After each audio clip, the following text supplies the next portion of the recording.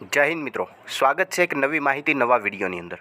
મિત્રો, તલાટી કમ મંત્રી અને જુનિયર ક્લાર્ક બંને વિભાગનું વેઇટિંગ લિસ્ટ છે તે ભરતી બોર્ડ દ્વારા જાહેર કરવામાં આવેલું છે। જ્યાં મિત્રો જેની માહિતી પણ હસમુખ પટેલ સાહેબ દ્વારા જણાવવામાં આવી કે આખરે તલાટી કમ મંત્રીની અંદર કેટલા ઉમેદવારોનું વેઇટિંગ લિસ્ટ જાહેર થયું છે, તદુપરાંત જુનિયર ક્લાર્કની અંદર પણ કેટલા ઉમેદવારોનું વેઇટિંગ લિસ્ટ જાહેર કરવામાં આવેલું છે।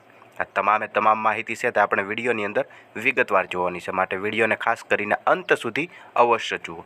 અને હજુ સુધી તમે ચેનલની અંદર નવા હોય તો ચેનલને સબસ્ક્રાઈબ જરૂરથી કરી લેજો। સૌપ્રથમ મિત્રો વાત કરીએ તો આઈપીએસ હસમુખ પટેલ સાહેબ દ્વારા ગઈકાલે સાંજે એક ટ્વિટરના માધ્યમથી માહિતી આપવામાં આવેલી હતી કે તલાટી કમ મંત્રી માટે કુલ 669 જગ્યાઓનું વેઇટિંગ લિસ્ટ જાહેર કરવામાં આવ્યું છે। અને જુનિયર ક્લાર્કની વાત કરીએ તો જુનિયર ક્લાર્ક માટે કુલ 244 જેટલી જગ્યાઓ માટેનું વેઇટિંગ લિસ્ટ છે તે મંડળ દ્વારા જાહેર કરવામાં આવેલું છે।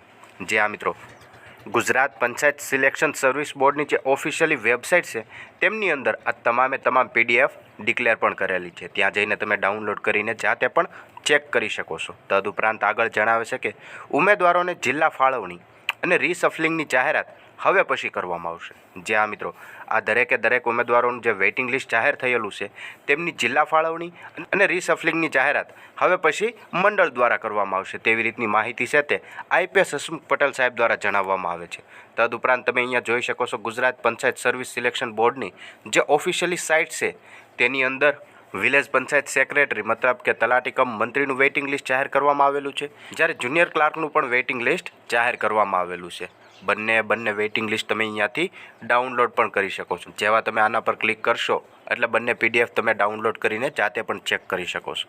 જે આ મિત્રો આવી રીતે તલાટી કમ મંત્રી અને જુનિયર ક્લાર્કને લગતી એક મહત્ત્વની અપડેટ હતી જે હસમુખ પટેલ સાહેબ દ્વારા પોતાના ટ્વિટર એકાઉન્ટના માધ્યમથી આપવામાં આવેલી છે, જે વિડીયોની અંદર આપણે વિગતવાર જોઈ। તદુપરાંત આવી માહિતી જોતા રહેવા માટે હમણાં જ ચેનલને સબસ્ક્રાઈબ જરૂરથી કરી લેજો।